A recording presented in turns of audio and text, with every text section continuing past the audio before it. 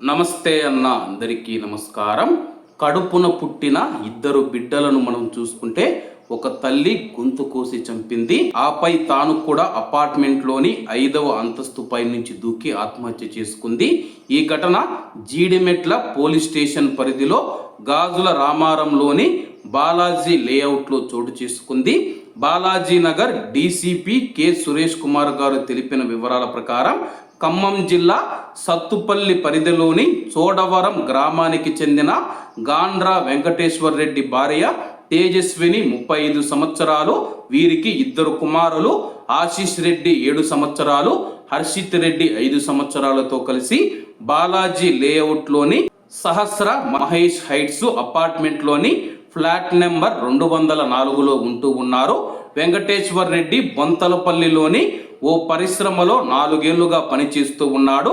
పిల్లలిద్దరూ స్థానికంగా ఉన్న ఓ పాఠశాలలో 1వ తరగతి మరియు నర్సరీ చదువుతూ ఉన్నారు. గురువారం ఉదయం వెంకటేశ్వర్ రెడ్డి డ్యూటీకి వెళ్ళగా ఇంట్లో తేజస్విని గారు మరియు పిల్లలు ఉన్నారు.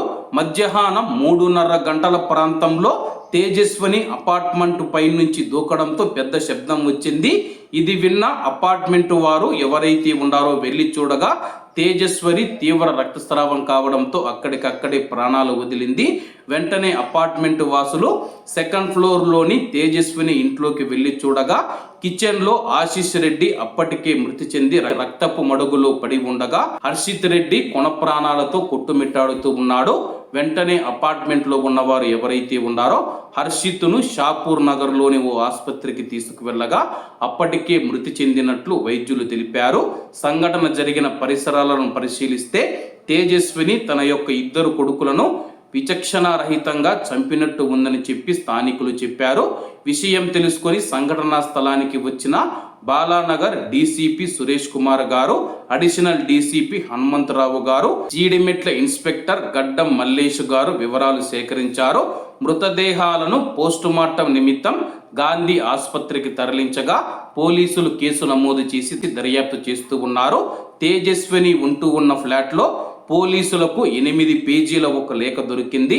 అందులో తన 2 పిల్లలకు కంటి సమస్య ఉందని, 2 గంటలకు ఒకసారి కంట్లో మందు వేయకుంటే పిల్లలు నొప్పితో ఏడుస్తారని, దేవుడా నా పిల్లలకు ఎందుకు ఇంత బాధను ఇచ్చావని రాసి ఉంది. తనను అందరూ పిచ్చిది అంటూ ఉన్నారు.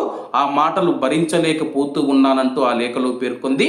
కాగా తేజస్విని గారి యొక్క మానసిక పరిస్థితి సరిగా లేదని చెప్పేసి అపార్ట్మెంట్లోనూ ఎవరితో మాట్లాడదని చెప్పేసి స్థానికులు తెలుపుతూ ఉన్నారు. ఏది ఏమైనా సరే కానీ సమాజం ఏదైతే ఉందో ఆ సమాజం వల్లే ఇటువంటి సంఘటనలు జరుగుతూ ఉన్నాయి. కాబట్టి అందరూ బాగుండాలి, అందులో మనం ఉండాలి. అందరికీ నమస్తే అన్న, జై హింద్.